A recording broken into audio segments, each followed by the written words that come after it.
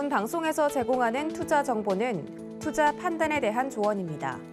방송에서 제공하는 주식의 가치, 가격 상승 및 가격 하락에 대해서는 방송사에서 보장하지 않습니다.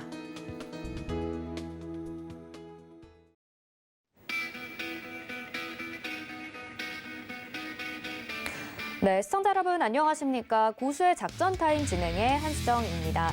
지난 한 주 동안 국내 시장은 들쑥날쑥한 모습을 보였습니다. 하루 만에 코스닥이 4% 넘는 상승을 보이기도 했고요. 글로벌 시장 전반적으로 영향을 미쳤던 러시아와 우크라이나의 갈등 속에서 글로벌 증시 전반적으로 조정을 보이기도 했고 국내 증시도 이에 따른 영향을 받았습니다. 미 증시 역시 다소 좀 불안한 모습들을 보였었는데요. 이번 한 주도 이런 시장이 예측될 걸로 전망이 되고 있습니다. 쉽지 않은 시장 이어지고 있는데 저희 고수의 작전 타임과 함께 하시면서 시장 전략들 챙겨가 보시기 바라겠습니다. 자, 그러면 전략을 알아보기 전에 미 증시 마감 상황부터 살펴보시죠. 네, 다우존스, 나스닥 그리고 S&P 500 지수, 3대 지수 모두 하락하는 모습을 보여줬습니다. 다우지수가 0.68% 조정 나왔고요. 나스닥이 13,548포인트로 1.23포인트나 조정을 받았습니다. 기술주들의 하락이 시장에 영향을 미친 것으로 보이고요. 또 S&P 500 지수 0.72% 하락하면서 4,348포인트에 거래 마쳤습니다. 네, 다음 보겠습니다. 다음 주요 기술주들 현황 살펴보시면요. 애플이 0.94% 하락했습니다. 167.30달러에 거래 마쳤습니다. 또 마이크로소프트 역시 1% 가까운 하락세를 보이면서 287달러로 거래 마쳤고요.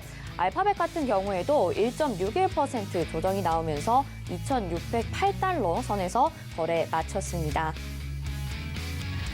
네, 다음 아마존 보겠습니다. 1.33%로 큰 낙폭이 나타났습니다. 3,052달러에 거래 마쳤고요. 테슬라가 2%대 하락이 나옵니다.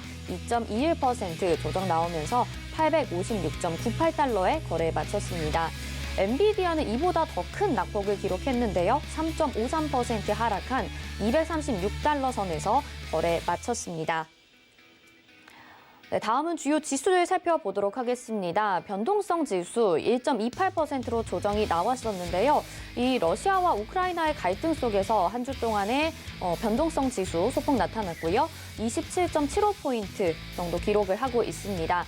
원유 가격은요 0.11% 정도 조정이 나오는데요. 역시나 91달러 정도로 소폭의 조정이긴 했지만 고가 부근에서 움직이고 있고요. 금 가격 같은 경우에는 0.06% 약보합권이라고 볼 수 있겠죠. 1,900달러 선에서 거래 마감했습니다. 다음 보겠습니다. 다음은 주요 기업들 살펴볼 텐데요. 특징적인 기업들 알아보도록 하겠습니다. 네, 로쿠 같은 경우에는요 22.29%로 큰 폭의 조정이 나왔습니다. 112달러 선에서 거래에 마쳤고요. 로쿠의 주가는 애널리스트들의 전망에 미치지 못했습니다. 최근 분기 수익률이 22.2% 하락한 것으로 나타났는데요. 로쿠도 부품 가격 상승과 공급망 차질로 예상보다 저조한 전망을 내놓기도 했습니다. 다음 드래프트킹스 보겠습니다. 21.62%의 하락세 보여지고 있고요. 스포츠 베팅 회사인 드래프트킹스는 분기 손실이 예상보다 좁다고 보고하고 1년 동안 예상보다 큰 조정 소실을 예상한 지침을 발표한 후 주가가 21.6% 정도 하락한 모습 나타났습니다. 네, 다음은 쉐이크쉑 보겠습니다. 레스토랑 체인의 주가가 회사 분기별 매출 지침을 예상보다 낮게 발표한 이후에 쉐이크쉑 4.14% 조정이 나왔습니다. 72달러 선에서 거래 마쳤고요. 다음 보겠습니다. 네, 블루민 브랜즈는 7.56% 상승을 했습니다. 블루민 브랜즈 보시면요. 24달러 선에서 거래 마쳤고요. 코드 확인해 보겠습니다. 2.58%의 상승률 보여줬는데 짐팔리 최고 경영자가 회사의 전기 자동차 유닛을 기존 내연기관 사업에서 분리하기 위한 옵션을 평가받고 있으며 그중에 한 곳에 분사까지 저울질할 수 있다는 보고가 있은 뒤에 자동차 회사의 주가 코드 2.85% 상승했습니다. 제너럴 일렉트릭은 5.86% 조정 나왔습니다. 네, 이렇게 뉴욕 증시 마감 상황까지 살펴봤습니다. 그렇다면 간밤에 어떤 이슈들 있었을까요? 하나씩 살펴보도록 하겠습니다. 자, 먼저 첫 번째 소식입니다. 바이든 대통령이 우크라이나 사태 관련해서 국가안전보장회의를 소집했다라는 뉴스입니다. 조 바이든 대통령이 우크라이나 안보 상황이 급속히 악화되고 있는 가운데 일요일 국가안전보장회의를 소집했다라는 뉴스인데요. 바이든은 금요일 연설에서 미국은 블라디미르 푸틴 러시아 대통령이 앞으로 우크라이나에 대한 공격을 감행하기로 결정을 했다라는 것으로 믿고 있다고 밝혔었죠. 이에 따라서 시장은 참 이렇게 다 상대편의 공격을 좀 대중에게 알리는 것이 이례적이다라는 평가를 내놓았었는데요. 바이든 정부는 이에 앞서서 러시아가 우크라이나 북부와 동부 측면에 군의 절반 가까이를 배치한 상황에서 푸틴의 플레이북 예측을 거부한 바 있다고 또 밝혔습니다. 여전히 외교적인 압박을 가하는 한편 또 미국 관리들은 푸틴이 공격을 계획을 강행할 경우 침략에 따른 이 어느 정도의 영향이 미치게 될 것인지를 대중에게 알리기 위해서 계속적으로 노력하고 있다고 보도되고 있습니다. 네, 다음 뉴스 보도록 하겠습니다. 네, 다음은요. 러시아와 우크라이나의 긴장감이 주식 매도에 편리한 변명이지만 그래도 그 이상의 영향을 가지고 있다라는 보도입니다. 시장에 미치는 영향에 대해서 전망했던 내용인데요. 이 전쟁이 나게 되면 주가가 떨어지는 이유에 대해서 분석을 하고 있습니다. 3차 대전이 벌어지게 되면 당연히 경제 활동력이 낮아지게 되고요. 이는 기업 실적에 영향을 미치게 되겠죠. 또 원자재 가격을 많이 쓰기 때문에 러시아와 우크라이나 침공 때 석유와 원자재 가격이 오를 것으로 예측이 되고 있는 상황입니다. 우리나라 상황에 좀 따져보도록 하면요. 현재 우리 기업에 직접 타격이 올 수도 있겠다라는 전망들도 나오고 있습니다. 우크라이나 사태 현황 및 우리 기업 영향 보고서를 참고하면요. 여기에서 우크라이나, 러시아의 수출 규모가 101달러였는데요. 여기에 따른 영향까지도 보고가 되고 있고요. 달러 결제를 막게 되면 수출입 자체가 막히기 때문에 공급망 우려에 대해서 더욱더 우려하는 목소리도 나오고 있는 상황입니다. 네, 다음 뉴스 보겠습니다. 네, 엘리자베스 2세 여왕이 코로나19 양성 반응이 나왔다라는 소식이 있었는데요. 현재까지는 가벼운 증상만을 보이고 있다라는 뉴스입니다. 코로나 증상을 보이고 있지만 계속 일을 하게 될 것이고요. 의사의 치료를 받으면서 모든 적절한 지침에 따를 것이라고 밝혔는데요. 코로나19 확진된 영국인들은 지금까지 5일 정도는 자가격리를 해야 했지만 영국 정부가 다음 주에 이 요건을 해제할 계획이라고 밝혔습니다. 또 고위 정치인들은 여왕의 회복을 기원하고 있고요. 주요 행사가 취소되기도 했지만 사실상 업무에 복귀하고 있다라는 소식까지 전해드렸습니다. 네, 이렇게 간밤에 있었던 이슈까지 살펴봤습니다. 자, 그러면 본격적으로 고세 작전 타임 시작을 해볼 텐데요. 먼저 전문가의 시선으로 자세히 분석하고 국내에 미치는 영향 그리고 전략까지 세워보도록 하겠습니다. 브레인 코리아 인베스트 대표 신승용 경제학 박사 모시고 함께 이야기 나눠보도록 하겠습니다. 박사님 안녕하십니까? 네, 안녕하십니까. 네, 먼저 오늘 뉴욕 증시 이렇게 살펴봤는데요. 또 자세한 내용과 함께 국내 증시에 미치는 영향까지 알려주시죠. 네, 말씀하셨던 부분, 가장 중요한 부분 두 가지로 요약이 될 것 같습니다. 첫 번째는 대승적인 차원, 전체적인 차원에서는 우크라이나에 대한 긴장 상황이 지금 현재 시장, 큰 어떤 투자, 센티멘탈을 좌지우지하고 있다라는 그런 생각이 좀 많이 들고요. 또 하나는, 기업 실적들에 의해서 주가의 희비가 상당 부분 교차되고 있다. 이런 생각이 좀 많이 듭니다. 다들 알고 계시겠습니다만 2022년 기업 실적 전망치에 대한 하향 조정이 최근 들어서 크게 나타나고 있는 그런 상황입니다. 그 배경으로는 물가, 그리고 금리에 대한 리스크가 작용을 하고 있고, 두 번째가 이제 우크라이나에 대한 긴장, 혹여나 우크라이나 상황의 악화가 됐을 때 국제 유가의 급등은 물론 공급망 대란 그리고 소비의 위축까지 이어지면서 실질적으로 기업들의 실적 상당 부분 위축 가능성 높아지고 있다라는 그런 생각입니다. 여기서 우리가 생각해야 될 부분은 뭐니 해도 국제 유가의 안정화, 이 부분을 우리가 가장 주목을 해야 되겠다라는 그런 말씀 좀 드려봅니다. 다행스럽게도 국제 유가 지난 주말 일단은 소폭 하향 안정화되는 그런 모습 나타났었는데, 그럼에도 불구하고 시장은 계속해서 바이든의 행보에 주목을 하고 푸틴의 행보에 주목을 하고 있다. 바이든이 국가안전보장회의를 소집할 정도로 지금 현재 긴장 상황이 고조되고 있다라는 부분. 여기에 23일에 있을 미국과 러시아 외무장관 회의에 대해서 시장은 상당 부분 주목하고 있다라고 보셔야 될 것 같습니다. 전체적인 그림, 일단은 우크라이나 긴장 상황이 있긴 하지만 경기 개선세는 진행될 가능성이 높다. 따라서 큰 그림으로 생각을 해보면 실적 장세에 대한 진행을 우리가 상당 부분 기대하고 있다라고 봐야 되는데, 긴축이 나타나고 우크라이나 긴장 상황이 지속되고 있음에도 불구하고 수요 증가 이쪽에 상당 부분 시장은 기대를 가지고 있다라는 그런 생각이 들고요. 고용지표의 개선과 경제 리오프닝 이 두 가지가 결국은 지금 현재 소비의 개선, 수요의 증가를 담보할 수 있는 가장 중요한 핵심 방향타 역할을 하게 될 것이다라는 부분 분명하게 생각을 해주셔야 될 것 같습니다. 지금 이제 우리나라 FN 가이드 기준에 의하면요, 236개 기업들에 대한 평균 실적 전망치 컨센서스 최근 1개월 사이에 1.4% 정도 하향 조정이 나타났습니다. 실적의 하향 조정 업종도 있지만 실적의 상향 조정 업종도 있습니다. 여기서 실적 전망치를 하향 조정하고 있는 업종 무엇일까 살펴보게 되면 조선업종이 그렇고요. 게임과 소프트웨어 업종 그리고 에너지 업종에 대한 실적 전망치 하향 조정이 조금씩 나타나고 있다라고 보셔야 될 것 같고, 우리가 무엇보다도 주목해야 될 부분은 실적 전망치를 전체적으로 평균적으로 하향 조정했음에도 불구하고 상향 조정을 하는 업종이 무엇일까?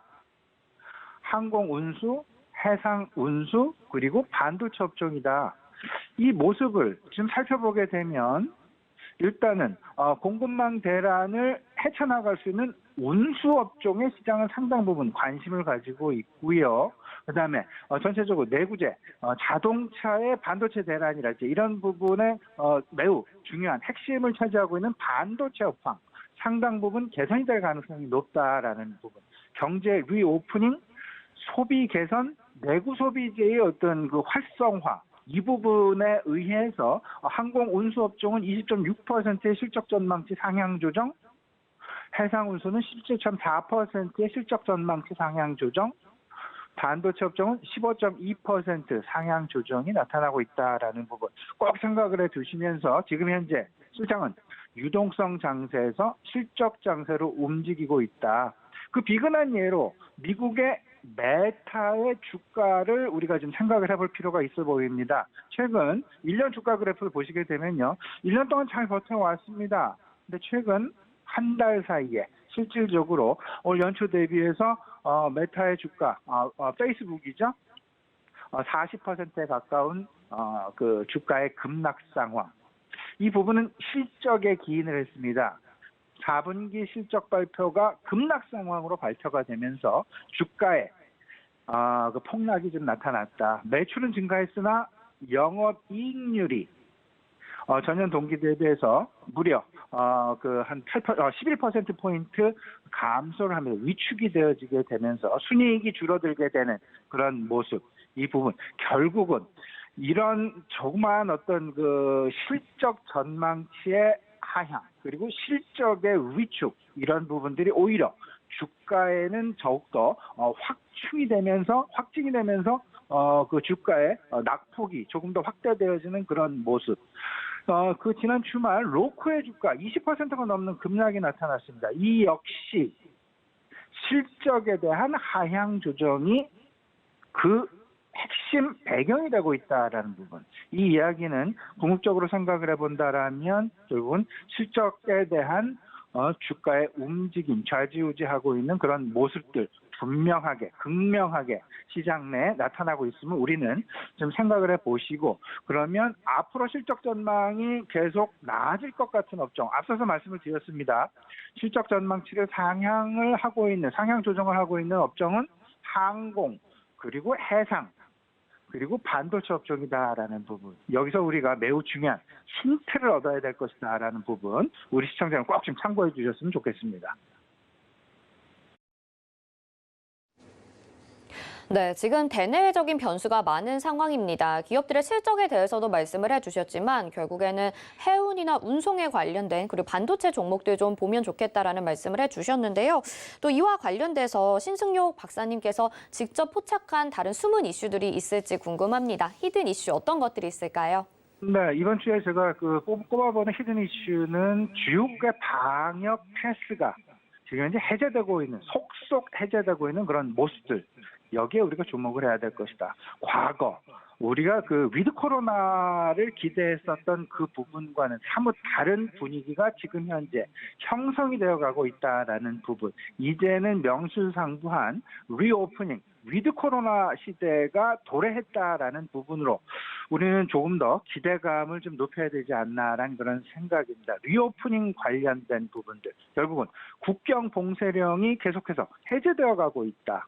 이때까지 코로나19 관련해서 강경한 대응을 해서 왔었던 그런 국가들 보게 되면 최근 들어서 속속 방역 완화 조치가 나타나고 있는데요. 호주와 대만이 그 대표적인 예가 될 것 같습니다.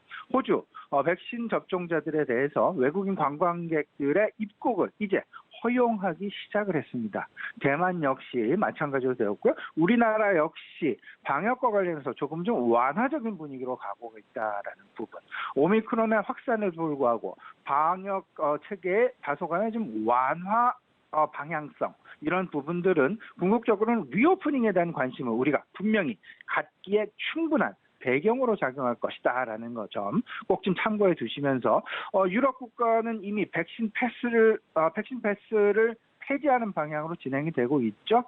그래요. 여기에 미국 역시 마찬가지고요. 동남아 국가 무격리 입국 다시금 재개하는 그런 모습 나타나고 있다라는 부분 꼭 우리가 좀 생각을 해 두시면서 이번 주 관심을 가져야 될 부분, 당연히 실적도 중요하겠지만 전반적인 부분에서 우리가 관심 가져야 될 부분은 리오프닝 부분일 것이다라는 점 생각을 해 주셨으면 어떨까 싶습니다. 네, 리오프닝에 대해서 관심 말씀을 해주셨습니다. 글로벌 주요국에서 리오프닝이 이제 본격화되고 있다는 말씀을 해주고 계신데요. 아무래도 리오프닝이 이 경제 재개와 이어지기 위해서는 전제 조건이 필요할 것 같습니다. 어떤 내용들일까요? 예, 분명히 우리 경제 재개, 리오프닝, 주식시장으로 분명히 연결고리를 우리가 좀 가져봐야 되는데 항상 연결고리를 가질 때는 해결해야만 되는 그런 전제 조건, 당면 과제가 항상 존재를 하게 됩니다. 리오프닝 관련해서 우리가 찾아봐야 될 그리고 관심을 가져야 될 부분. 모멘텀이 본격화되기 위해서는 어떤 전제 조건이 해결되어야만 해야 될 것이냐. 이 부분에 대해서 우리가 고민을 해봐야 되는데 그 첫 번째가 결국은 실적이 정상화되느냐 못 되느냐 이 부분에 대한 확인이 분명히 필요하다. 막연한 기대만을 가지고 리오프닝 주식을 나의 포트폴리오에 담다 보면 결국 시간을 상당 기간 소비해야 되고 장기간이 소요되는 그런 모습들이 나타날 수밖에 없습니다. 여기서 분명한 것, 실적 정상화 추세를 우리가 분명히 확인을 해봐야 되는데 그 실적 정상화 이 부분에 대해서 고려해야 될 부분, 기저효과 부분을 분명히 생각을 해봐야 됩니다. 이제 2020년, 2020년 3월부터 코로나가 발발이 시작이 됐습니다. 확산이 되기 시작됐습니다. 결국은 2020년과 2021년 코로나 피해주들의 실적은 말 그대로 참담할 정도까지 지경까지 우리가 생각을 해봐야 되는데 그때와 앞으로의 상황 비교해보면 당연히 기저효과가 생기겠죠. 우리는 오히려 이런 기저효과 이런 부분들도 있을 수 있겠지만 실질적인 정상화 가능성을 우리가 캐치해내기 위해서는 코로나 발발 이전 상황 2019년 실적 대비해서 앞으로 증가의 가능성이 있겠느냐 없겠느냐 이 부분을 좀 고민을 해봐야 된다. 이게 바로 실적 정상화로 들어가는 첫 걸음이 될 것이다라는 부분. 물론 아직까지 리오프닝과 관련된 관련 업종군들 주가 회복 수준은 상당 부분 미미합니다. 그렇기 때문에 주가 상승 여력은 충분하다. 근데 그 시점이 문제가 될 텐데 그 시점 기저효과가 발생하고 그 이후에 실적 정상화가 진행이 될 것이다라는 부분 분명하게 염두에 두시면서 큰 그림 속에서 한번 이런 부분 생각을 해보죠. 시총 관련해서 시총 비중이 코로나 팬데믹 그 리오프닝 관련 업종군들 시총 비중이 팬데믹 이전 수준과 지금 현재의 수준 비교를 해보면 주가 상승 여력을 우리가 좀 조심히 힌트로 좀 삼아볼 수 있을 것 같은데요. 지금 현재 리오프닝 관련 업종, 뭐 여행업종, 항공업종, 뭐 대표적이 되겠죠. 이런 부분들 생각해보면 전체 그 시장에서 차지하고 있는 시총 비중이 약 40%, 43% 내외가 되겠습니다. 10년 평균을 좀 따져봤더니요. 시총 비중이 약 한 48% 이상 나오게 됩니다. 그러면 시총 비중이 상승을 한다. 그러면 그 이야기는 주가의 선택적인 상승을 예고하고 있다라고 봐야 되는데 코로나 팬데믹 이전 수준으로 회복을 하려면 최소한 지금 현재 대비 주가 상승 여력은 충분하다라는 쪽으로 좀 생각을 해보시면서 오히려 최근과 같은 상황, 이제 실적이 조금씩 나아지고 있는 상황, 그렇게 되면서 조금씩 실적 장세로 이전하고 있는 그런 상황, 이런 상황들 속에서 우리가 유일하게 좀 관심을 가지고 봐야 될 부분, 모멘텀 확보가 가능한 업종군, 결국은 그 리오프닝 관련주 그리고 경기 민감 그 소비 관련주에 대한 관심 분명히 필요해 보인다라는 점, 리오프닝과 관련해서 그리고 실질적으로 글로벌 주요국들의 어떤 그 국경 폐쇄, 국경 봉쇄가 서서히 풀려가고 있다라는 부분 주목해 두시면서 이제는 정말 경제 재개, 리오프닝, 위드 코로나 시대가 도래했다라는 쪽으로 생각을 좀 해두시면서 나의 포트폴리오의 그 비중 계속해서 확대해 나가시는 그런 전략 유효해 보인다라는 점 다시 한번 강조해 드리도록 하겠습니다. 네, 실질적으로 정상화되고 있는 기업들을 유심히 보자라는 말씀해 주셨습니다. 자, 그러면 오늘 또 개장이 되고 오늘장 전략에 대해서 살펴봐야 될 것 같은데요. 어떤 전략 말씀해 주실까요?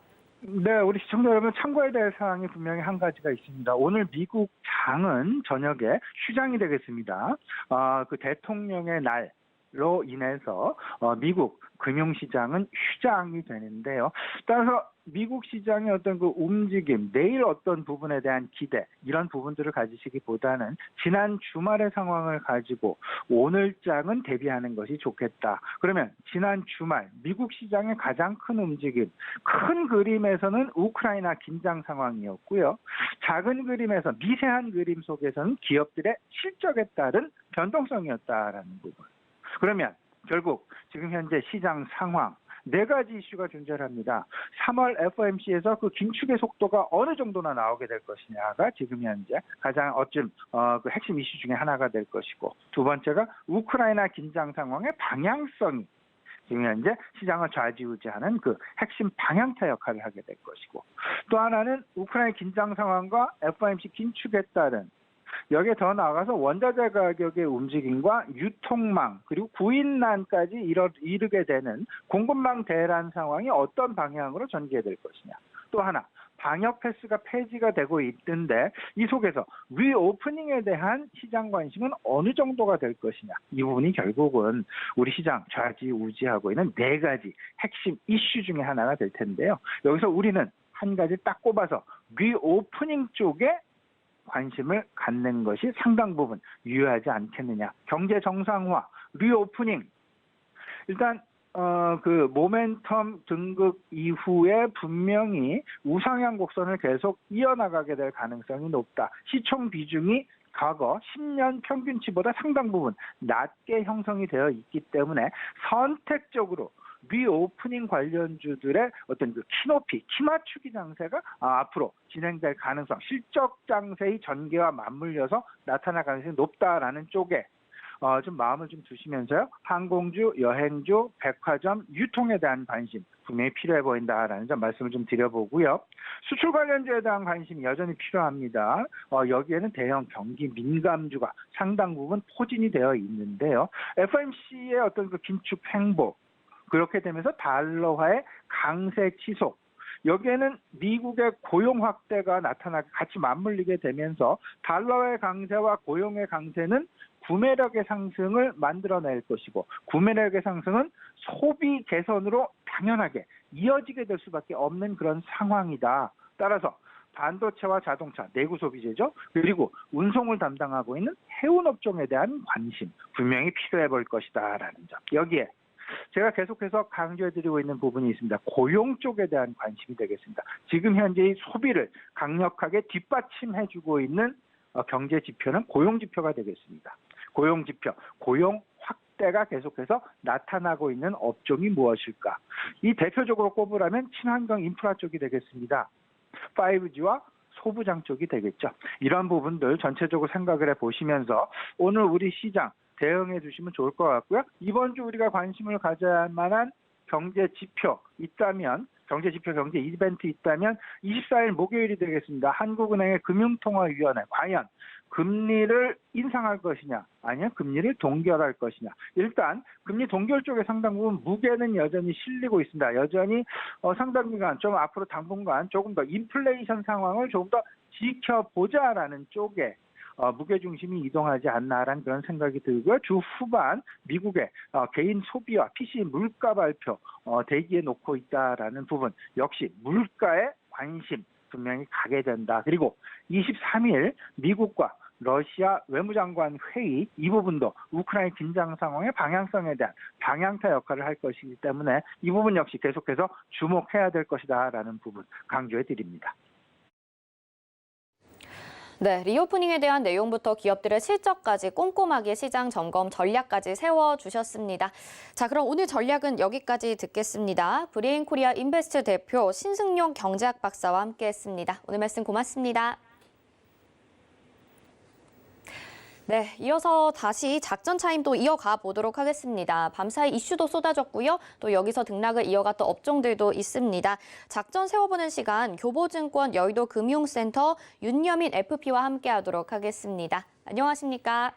네, 안녕하십니까? 네, 자 그러면 어떤 작전들이 있을까요? 먼저 첫 번째 작전 확인해 보도록 하겠습니다.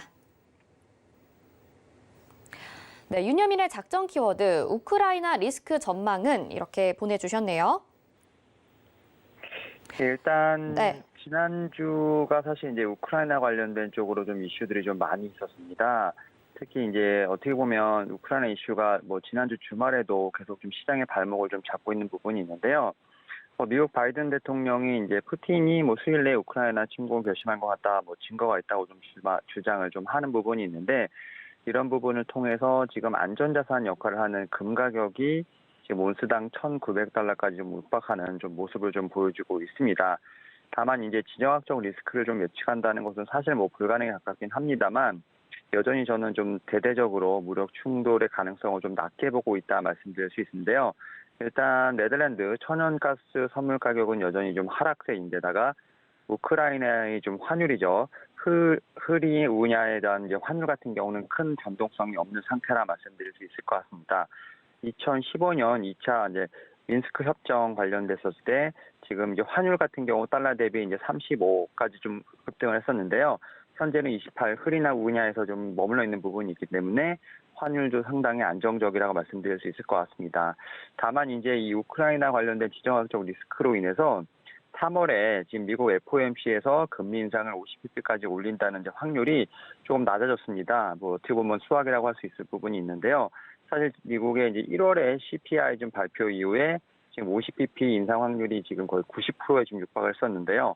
최근까지는 좀 35%까지 좀 하락을 했고 올해 지금 연간 금리 인상 폭 같은 경우도 이제 150에서 175bp까지 좀 하향된 부분이 있습니다. 이런 부분을 통해서 사실은 이제 증시 같은 경우는 많이 지금 조정을 받았고 이러한 부분이 거의 이제 뭐 8분능선을 좀 넘었다라고 좀 얘기가 나오고 있습니다. 이에 따라서 어떻게 보면 이제는 좀 금리 인상이 본격화된다고 한다면 증시는 좀 우상향할 수 있지 않을까라는 좀 예상이 나오고 있고요. 또 이제 우크라이나 지정학적 리스크 관련돼서 좀 관련주들이 좀 많이 움직였습니다. 특히 이제 곡물 관련된 종목들, 뭐 에너지 관련된 쪽으로 뭐 GS이라든지 대성에너지 같은 이런 종목들이 좀 움직였는데 오히려 이제 지정학적 리스크 관련된 이제 종목들 같은 경우는 약간 테마주 성격으로 움직일 것으로 보이고 있고 반등시마다 비중 축소 전략을 좀 하시는 게 어떨까라고 말씀을 드려보면서 그래도 이번 주까지는 이 변수에 대한 부분을 좀 확실하게 체크를 해봐야 되지 않을까 좀 생각을 하고 있습니다. 네, 러시아와 우크라이나 사태에서 에너지 관련주를 말씀을 해주셨습니다. 자, 그러면 다음 작전명 보겠습니다. 네, 실적 시즌 대세는 이렇게 보내주셨는데요. 코로나와 전쟁 등의 다양한 외부 영향 때문에 실적에 따른 주가 상승을 보지 못하는 기업들이 많았습니다. 그럼에도 실적을 주도하는 기업 어떤 것들이 있을까요?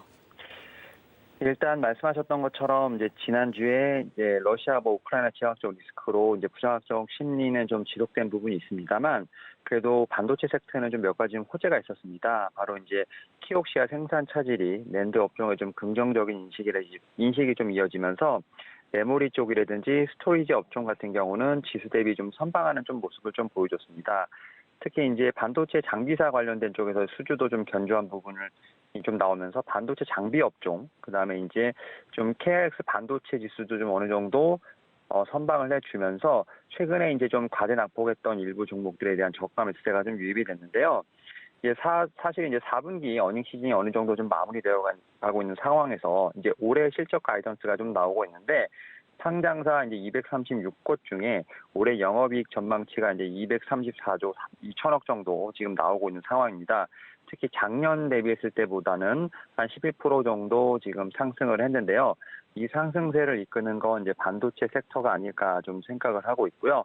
일단 오늘도 좀 중요한 날이 아닐까 생각을 합니다. 오늘 이제 수출 지표가 좀 어느 정도 나오는데 얼마큼 이제 무역 이제 적자를 줄이느냐, 이제 어떻게 보면 수출보다 수입을 좀 많이 줄이느냐, 여기에 반도체가 얼만큼 이제 기여를 하느냐도 상당히 중요하지 않을까 좀 생각을 하고 있고, 최근에 반도체 관련된 얘기가 좀 많이 나오고 있습니다만, 디램 메모리 반도체 업황에 대한 변동성도 상당히 완화됐고요. 후공정 쪽의 어떤 복합성도 좀 증가를 했던 부분들, 그다음 서버 수요 증가들, 그다음에 최근에 좀 많이 나왔던 부분 중에 하나가 TSMC라든지 인텔, 텍사스 인스트루먼트 같은 이런 대규모 회사들의 대규모 설비 투자가 좀 진행되는 부분이 있기 때문에 실적 관련된 부분들, 또 이번에 또 증설에 관련된 부분들이 좀 많이 이슈가 있는 반도체 섹터가 한번 실적 시즌 이후에 한번 주도할 수 있는 업종이 아닐까 좀 생각을 하고 있습니다. 네, 반도체 섹터에 대한 전망 말씀을 해주셨습니다. 그렇다면 오늘 장에서 또 주목을 해봐야 되는 대응 작전 어떤 것들이 있을까요? 예, 일단 앞에서 지금 두 가지 점 말씀을 드렸었는데 일단 지정학적 리스크, 그다음에 금리 인상 관련된 부분들은 아직까지는 좀 변수라고 볼 수 있을 것 같습니다. 이제 상수가 되지는 못하는 상황이기 때문에 이번 주까지는 여전히 좀 시장의 좀 불확실성을 좀 염두를 해두고 좀 대응을 해봐야 되지 않을까 좀 생각을 하는데 국내 증시가 사실은 이런 리스크를 좀 견딜 만큼 아직까지는 좀 체력이 좋지 못한 상태라고 볼 수 있을 것 같습니다.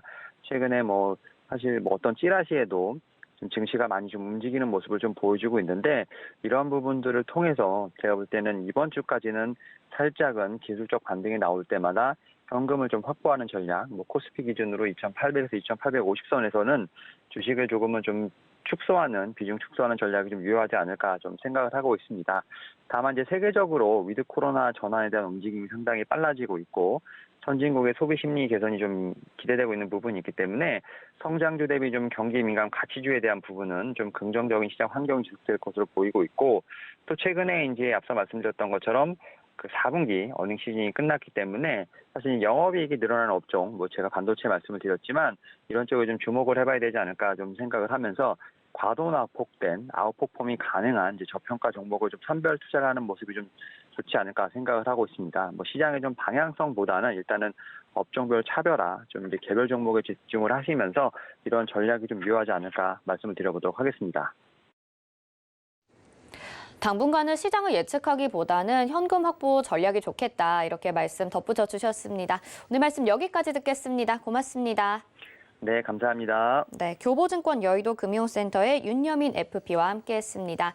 계속해서 고수의 작전 보도록 하겠습니다. 샘플러스 이주연 전문위원과 함께할 텐데요. 인사드려 볼게요. 위원님 안녕하십니까? 네, 안녕하세요. 네, 도너리 스탁에 있는 종목들, 도너리포트에 있는 종목들, 추가 상승 여력이 남아있는 종목들 리뷰 좀 들어볼까요? 네, 일단 동어리 포트에 있는 종목들 이야기 드리기 전에 잠시 우리 미국 선물 시장을 좀 체크를 할 텐데요. 지난번에부터 이제 계속 말씀드렸지만 이제 상승 추세는 끝이 났습니다. 그래서 어디서 이제 바닥을 만들어 가느냐 이게 이제 중요한 부분인데 워낙에 이제 큰 폭으로 시장이 상승을 했기 때문에 지금 위에서 굉장히 좀 한 17% 이상의 조정이 나왔지만 이게 이제 뭐 그렇게 크게 조정이 나왔다라고 보여지진 않는 부분인 것 같습니다. 그리고 최근에 이제 저점을 형성해줬던 1월 뭐 중하순쯤 저점 형성해줬죠. 13,800포인트 지금 전저점 구간을 이탈을 하려고 하는 그런 흐름들을 보여주고 있어요. 그래서 지금 나스닥이 이 저점 구간대를 완전히 이탈하고 밀려 내려가게 될 경우에는 좀 큰 흐름상에서의 N자 하락으로 이렇게 좀 진행될 가능성이 상당히 커졌다라고 좀 생각을 하셔야 될 것 같고요. 이런 흐름으로 이제 밀려 내려갈 경우에는 뭐 12,000, 2,300포인트까지도 충분히 추가적인 조정이 나올 가능성 열어놓고 봐야 되는 그런 상황입니다. 그래서 국내 증시도 마찬가지고요. 지금 미증시도 이제 이중바닥을 형성하고 내려가더니 방향을 멈추느냐 못 멈추느냐 하는 그런 부분이었는데 결국은 뭐 하락세 멈춰내지 못하고 지금 전저점 구간을 테스트하는 그런 위치까지 조정이 나왔다라고 보시면 될 것 같고요. 국내 증시도 뭐 마찬가지입니다. 지금 현재 이중바닥 형성하느냐 못하느냐 그런 위치에 놓여 있었고 지금 보시게 되면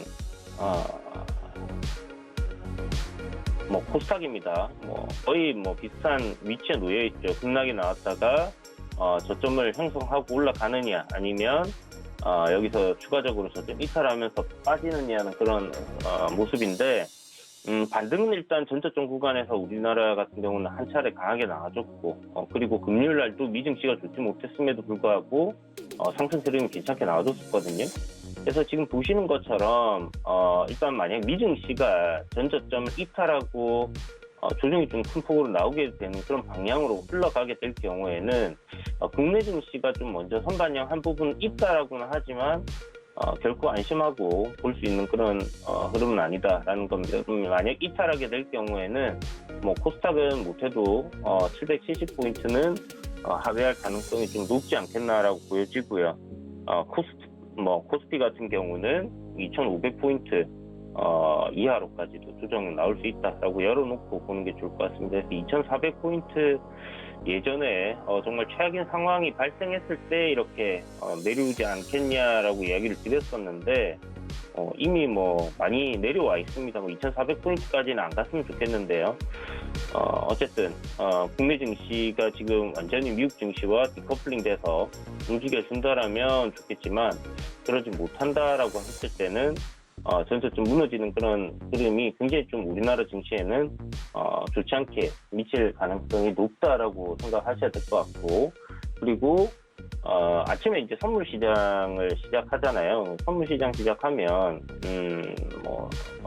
지금 역시나 뭐 좋지 않은 그런 흐름 보여주고 있는데 만약 이제 아시아 증시 시작하면서 좀 전에 보여드렸던 나스닥의 이런 선물이 저점을 치고 급반등하는 그런 흐름으로 가게 될 경우에는 굉장히 긍정적으로 국내 증시도 올라갈 가능성은 열려 있다고 보셔야 됩니다. 다만 이탈하게 될 경우에는 매우 좋지 않은 상황이 발생하고 있기 때문에 지금 굉장히 중요한 위치에 놓여 있다라는 부분을 여러분들께 말씀드리는 부분이니까 오늘 뭐 장중에 미증시 선물의 흐름을 좀 잘 확인을 하시는 부분이 필요하겠다라는 부분들 꼭 기억해 두시고요. 종목은 뭐 시장이 부러지면 사실 올라간 종목이 거의 없을 겁니다. 그래서 딱히 뭔가 종목에 대한 그런 기준을 좀 잡기보다는 시장 흐름과 함께 이렇게 좀 보셔야 될 것 같고요. 지금 도노 리포트에서 볼만한 종목들 아직 살아있다라고 생각되는 종목이 창투사 관련주들이에요. 전반적으로 창투사 관련주들이 괜찮은 흐름을 보여주고 있는데 시장이 이런 식으로 좀 조정을 받고 안 좋은 상황에서도 추세를 유지를 해주고 있는 아니면 상승을 해주고 있는 그런 흐름들이 보여주고 있습니다. BSC 인베스트먼트 충분히 추가적인 상승 흐름 나올 수 있다 생각되고요. 마켓 관리 이슈라든지 SM랩 관련된 이슈들 추가적으로 더 나올 수 있다 생각이 들고 제가 좀 길게 보자라고 이야기 드리면서 포트에 이제 담았던 종목이 바로 이제 아시아나 IDT입니다.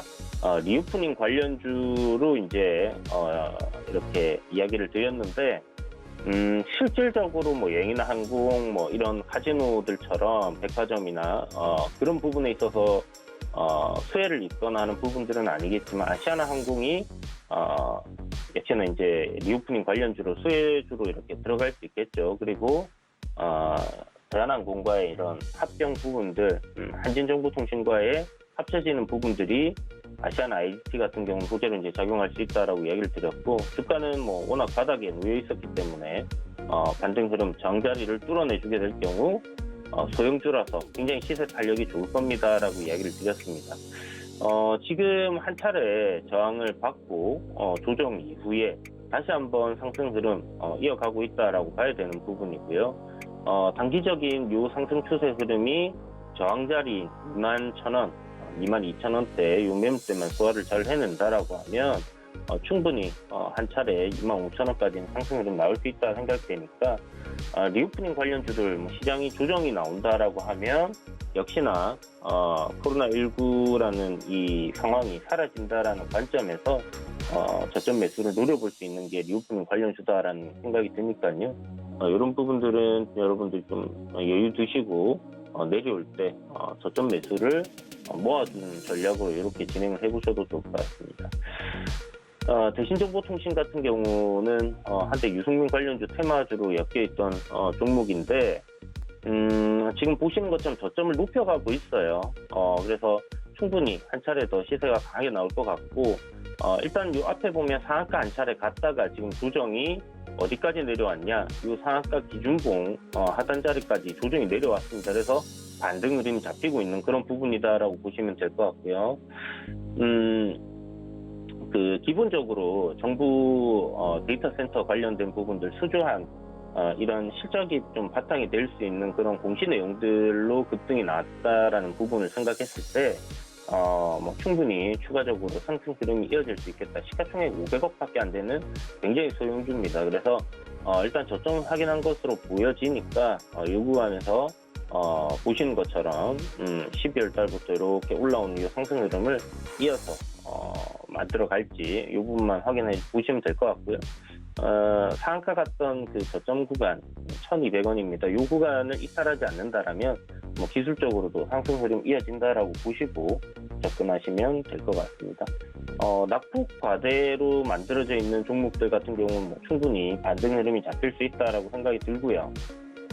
유일에너테크처럼 시장이 하락하는 데 있어서 크게 큰 흐름의 추세를 이탈시키지 않고 지금 단기적으로 조정을 받고 있다라는 그런 생각이 좀 많이 드는 그런 종목인데 조정 이후에 저항 돌파를 해내느냐 못해내느냐 좀 관건이 될 것 같습니다. 그래서 이런 부분들 보시면서 지금 유일에너테크 같은 경우는 저점 구간 형성하고 있는 자리가 19,500원에서 19,200원 정도 되는 구간대에서 저점 형성하고 있는데 이 구간이 이제 저항자리 돌파했던 그런 위치예요. 그래서 이 구간을 지지를 잘 해주고 방향을 다시 돌려준다라면 좀 시세가 강하게 나올 수 있는 그런 위치니까 이런 부분들 확인을 해두시면 좋을 것 같습니다.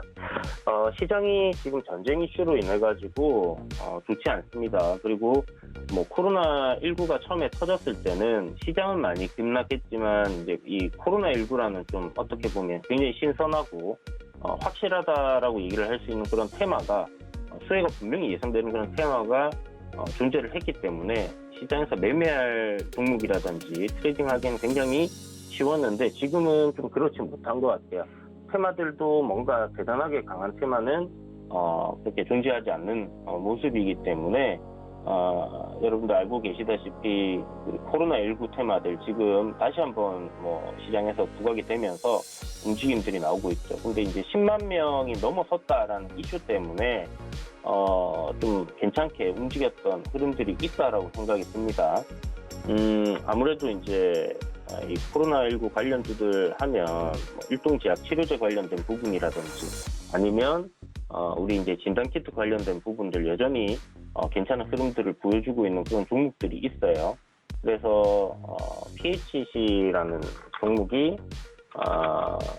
제 생각에는 이제 뭐 금요일 날에 가장 이 키트 관련주들 중에서 흐름이 좋지 않았나라고 생각이 들고 뭐 치료제 관련된 부분들은 아직도 재료적으로는 충분히 좀 좋은 이슈들을 보여줄 수 있는 그런 부분들은 있는데 여전히 그 강세가 그렇게 막 강하지는 못합니다.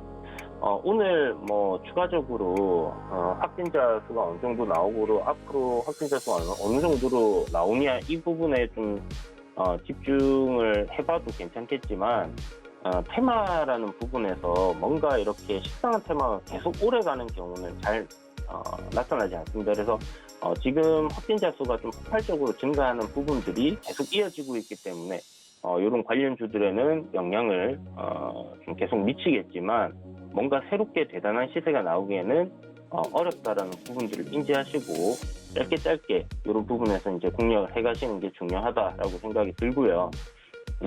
그리고 지금 대선 테마들이 금요일 날에 보면 좀 다 같이 움직였어요. 특히 이제 윤석열 관련주가 굉장히 좀 큰 폭으로 올랐고, 그 다음에 뭐 한전기술이라든지 두산중공업까지 정책 테마주들까지 이제 금요일 날 좀 강하게 올랐다라는 부분들을 우리가 생각해 봐야 되는 부분인데, 일단 코로나19 테마, 그 다음에 리오프닝 관련주, 시장이 좋으면 리오프닝이 좀 강세를 보여줄 가능성이 높다라는 생각이 들고요. 그리고 지금 딱히 그 새로운 테마가 부재하다라고 하면 제 생각에는 이제 이번 주쯤에는 새로운 테마가 만들어져야 되거든요. 2월달 이제 한 주 정도 남았기 때문에 새로운 테마가 아마 좀 부각이 되면서 움직이는 그런 흐름들이 나올 가능성이 상당히 높다라고 생각이 드는데, 만약에 새로운 뭔가 우리에게 좀 신선한 그런 테마들이 나오지 않는다라고 했을 때는 대선이 임박해 있는 상황이기 때문에 대선 테마들이 지금 한 차례 좀 더 움직일 가능성은 분명히 있다. 그렇지만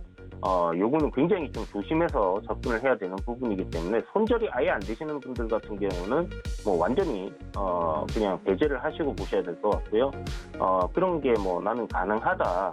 그래 트레이딩 관점에서 보시겠다라고 하면 당연히 금요일날 거래 대금과 시장의 전반적으로 이제 좀 이렇게 집중을 조명을 받았던 대선 테마들을 빼놓고 볼 수는 없을 것 같습니다. 그래서 오늘 요 대선 관련주들 물론 단일화가 안 됐다라는 이야기들이 악재로 작용을 할 수 있기 때문에 오늘 조정이 장 초반에 살짝 나올 수 있겠지만 수급적으로 굉장히 강하게 쏠림이 나왔고 강한 종목들 같은 경우는 그래도 짧은 시세가 충분히 나올 수 있다라고 생각을 하시고 유심히 저점을 한번 잘 노려보신다라면 괜찮지 않겠나라는 생각이 드니까 이런 부분도 여러분들이 좀 참고하셔가지고 보시고요.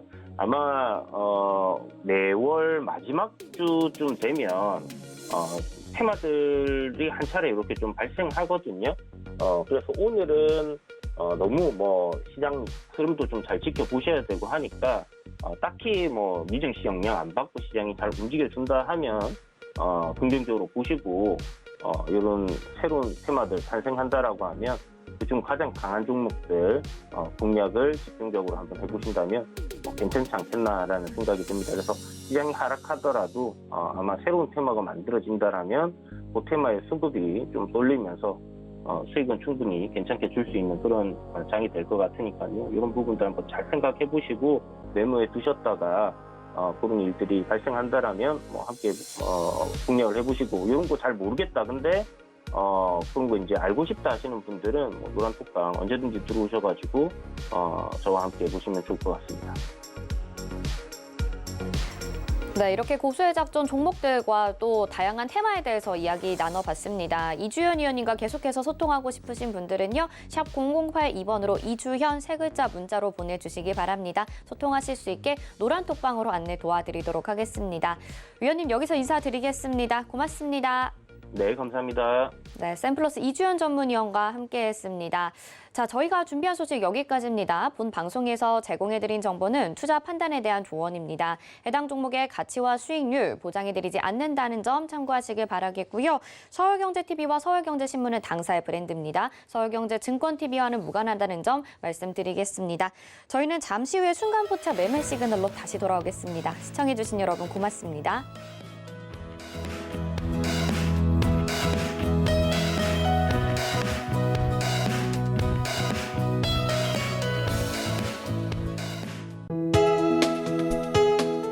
본 방송에서 제공하는 투자 정보는 투자 판단에 대한 조언입니다.